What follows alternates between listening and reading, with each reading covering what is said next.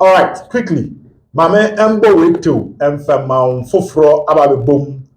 Yedi kan eten ho ewo porcupine stand so yeten ho se demo bi ebeba so. Chitafo ni bi edi kojan jejeje nko ebekọ adakwajache akwakoye skirmishes kakra. Esi memao die koso awa adakwajache mprempren na wahu die esie. But before we move to action, as usual, we like to ask a question here on Porcupine Stand with Sir Obed. The question is, do you think that a demonstration is the right way to go? Our Sante Kodoko say nipa bi edi kujan APM wada kwajache akwachiro madwen akekoma adwen ache playing body ni team no is the right way to go when it comes to the affairs of Asante Kodoko. Now, do you think that is the way to go? Nanka also wa konya nka ba join ni omo ama omo di kujan ye yanko akokeka omo adwen ache players na do you support it? And as again says sad ye exactly what happened at Adakwajache made a bro. Training no guso koso, but in ceremony pinson was Coach Ogum present or not? Nana Coach Ogum woha a dame and na echita for kekachere no. Omo preventive players no from training, and also my job mo amoma training. Na reinforcement from the police bawa na se ewo. Exactly what is going on at Adakwajache Sports Complex, as some section of the supporters storm the training grounds to express their displeasure with regards to the performance of the club. We yet a bro live for Porcupine Stand with Silver. After Sunday game, Kumasi Asante Kotoko lose to Dreamers, and Inyan and Tia say a chita funny P abo and so enra. Yana pole din komo oba studios na ko giant bonin sad and den. Omo se demoni din Ogum Masco. Na Inyan Tia say the time I got ko beba back ababe training wa Adakwajache no. Womo be ko ho. Na woman coach no betwe na bo so pa nya asante en den nsem no to dey na no pay e ka kire coach Ogum say onhwe nyoma yie because his life might not really be in danger, but the peace and comfort onya after you are appointed as the head coach of Kotoko ebesesa, because they say bi mo say eso mo sugu na naso na epam Ogum say Ogum en resign ye yɛde nsɛm ne ba yɛ somafo nti yɛde nsɛm ne ba ɛna akɔdɔkɔ anye training ba ne training eba so exactly ɛyɛ 2:40 ɛna yɛ rep ɛwɔ Adakwajache ɛtinya homam sɛ bus bi aba besi wɔ ɛyɛ minivan yi a nipa egum no ɛnam bɛ 15 na ɔmo nyinaa hyɛ kɔkɔɔ ɛde koogyan abɔ ɔmo ti ɛne ɔmo nsa. Na utietie omo a ebra owura omo mu na ode na so toto fom a otie nsem omo ka no omo se enne de omo ba ha omo ni coach Ogum David Okulu Imoro Ibrahim and other technical team members no omo ni omo wa asempa ni nyina na yese omo egu Kumasi Asante Kotoko team na ni muase nti omo ni omo ba betwe ne tawe ewo Adakwajache anche ena Asante Kotoko bus no ebesiye bus ne ba no na trese omo so a omo supporters no e de omo minivan no akọ block the way, and that is what happened. Omo si kwan se ne bus ne ntimi ndane ne ho ena omo kasaba sisi fom kansempi ere kire mrante no enti according to my reporter enche yebema no ebe frɛ no na yene na di nkomo ama wate de ekoso live from Adakwajache no ono so edit to yanim say my players na tena bus no twen kakra on say players normally on ba ebie na masi no akod dress obi a hye ne top and about boot kutaw ompabo kutaw no akọ sesa ho no omo tena bus no kakra, but e duru baby no mo biemu e na mo ye kwan say ti supporters ni gina ha ene bi gina ha na players ne nam ena horo ne de wo mo ekyerɛkyerɛ ma adwen pii e de ekyerɛ mnantie no ete ade a friend ntesukoko e de kyerɛ players no ema players no hu sɛ wɔn ama ɔmo akyitaafo no nsa esi fam na ɔmo gya ɔmo kɔɔyɛ no nipa na ɔmo pɛ no ɛne eku a na ɔmo pɔ ɔmo ɛyɛ Asante Kotoko technical department headed by coach David headed by coach Prosper Ogu. But as at 3/8 I may record the video according to my reporter yɛne na di nkɔmɔ da ɛbɛsan na di nkɔmɔ biem ɔse coach Ogu amba training grounds as at 3/8 a yɛtwa video na on sɛ nra mekai ɛwɔ promise ɛne Oyerepa FM say after the game Kotoko boy against Dreams coach Ogu ɛkɔ Accra ɔne okunu ɔman baba ɔman join the team number and from what I'm picking as at now coach Ogu any training grounds for the dom na ɛkɔɔyɛ na ɔmo kɔ one or the other whether ɔmo kɔ pamu coach no whether ɔmo kɔ see the kwan from training the players o ɔmo enya coach Ogu as at now na deɛ minim ne yɛ sɛ na nka ɔmo nhyehyɛ ne yɛ sɛ coach Ogu duru hɔ a ɔmo besi kwan sɛ coach mmɔden bɔ no nsɔ ani nti players na nko training because the players na nko training na so ɔmo lose na sɛ woso tena bench na ɔmo lose and there is no difference sɛ players na abɛkɔ akɔ training na ɔmo lose nti sɛ kyitafo yi na nka deɛ si ɔmo ani so ne yɛ sɛ nka coach Ogu pie hɔ deɛ a nka ɔmo ma ne kwan ɛma ɔne team no enye training a nke no ɛyɛ adwea na nkɔma fa na ebom coach Ogu entimi ambepie mu hɔ as a timer no ka sɛ enti ɔmo gyina hɔ na kyɛ sɛ wɔn si ɔma no to be many players no ɛbra players no gyina park so a wɔn ɛyɛ training na mpanyinfo a menya ne nteɛ sɛ ɔmo wɔ hɔ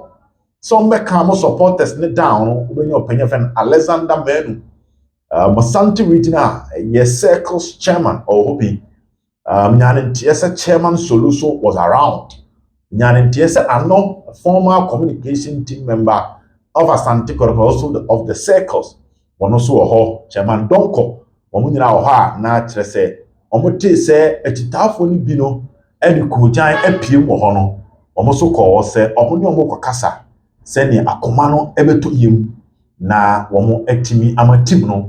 ayi training wotimi waka bibia entimi empie mo ho enti enche maybe call line so na makwa tie die enkoso ho but let me put it on record according to my reporter obi ani ho a ode ne nsa eka any of the players obi amfom nsa nka omo again according to my reporter obi anto ade bia amfa bo players no according to my reporter Bomo unlock gate no to prevent the players from training. Just that as at time I no make kasano na coach Ogu any training grounds. The technical team members no so any training grounds. I don't know whether intelligence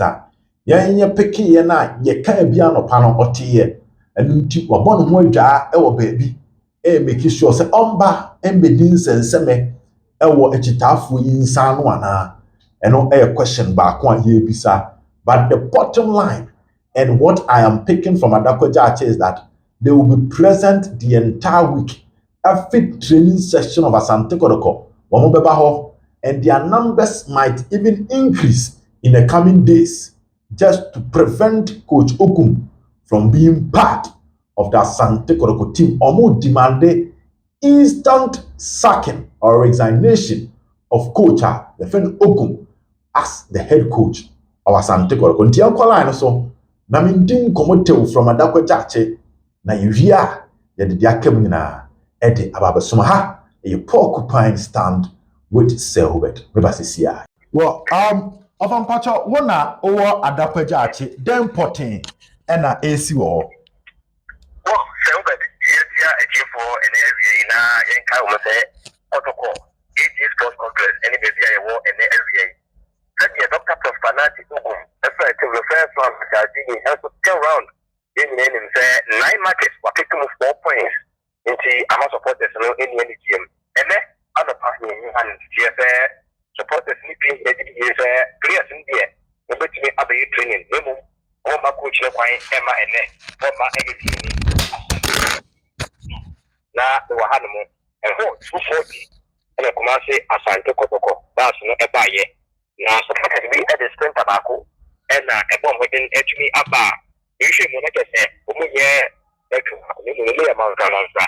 e na mo na hai ba so na mo de aba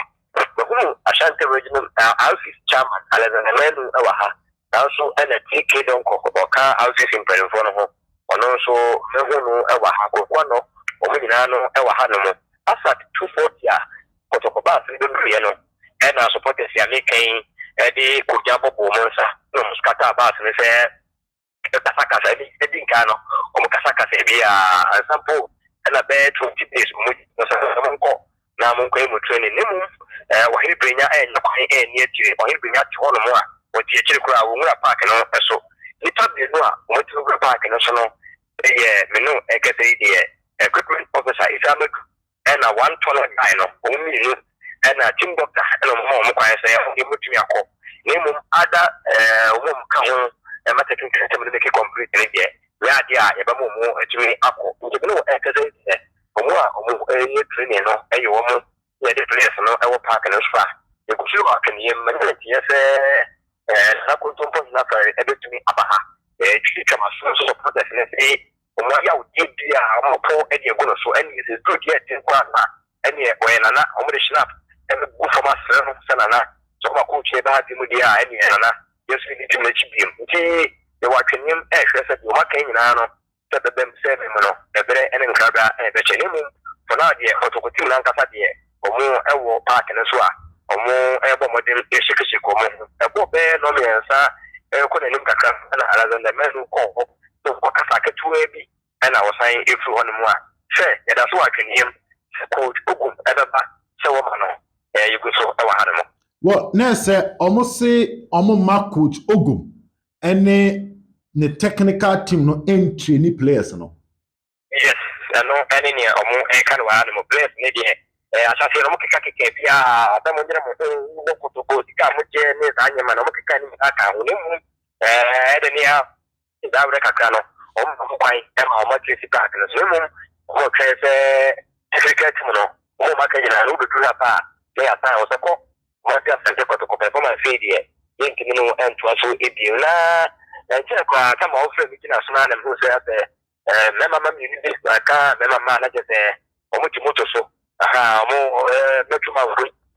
obitu afre de mo akogina bi a photocopy be pie no ti so fa de mo akogina ho na je se adam pedi bi around na ko mi mo wadi itu je ti ala je se mo so bi yo mo wadi na around yes se wow na se enne Kotoko eye training without a coach yeah like I say coach is my idea that is the Kotoko be training without coach no any power the ever yet there no area and I'm even back also na ma akure so oku be have to about ya no e be kan so bit na say even team manager hini brenyo ma na nwura park na so yes no any we say we what player who so yes drop for me no get and it's a pretty bad I think that they need to for India why yes one and o was white o be wo mu a that is the whole video na we said you do go so no abra chen ho ye ha and o ti fa mu no a what yes ki to mesa o mo ti phone na ka ti be si isa you know ye ti mi me ko be ye be ta la na ye mu ta procedure but also ne de ye train na ko tum president e ba dia se bia wo go e de ba no ni mi na na dia ye kan ba but se de na ka be person be ho se after se musiki wo kakra no den na e ko so mo be training ana the den na omo be ye no and akra sometimes they say betumi anya e de ama wo anyway tie for ama ma me se na me then and so far e ko so e wo agoka ma no so ekra to boys no ashiko mo avi no yes it's so bad like mo we na mo nya atito na se omaye omo ankasa ye normal shake up ana warm up na wie but coach ni ho ntino omo te ho yes omo te ho okay well over yem twe na yem monitor na de aka mu nyina no promise any oyepa we ni de yɛbɛkyere ne nyina gu hɔ na yɛde ama atiefo nti obi ohwe video ni bi ehu sɛ ɛyɛ ɔyere pa fm ɛna ɔkɔ a obenya de aka nyina efiri ɔfa ɛda ase pa nyame nhyira wo okay wo na kyerɛ sɛ yɛkɔ akɔpie mu ɛna deɛ kɔ so ɛwɔ adakwagya akye no yɛde abrɛ mu ɛwɔ ha sei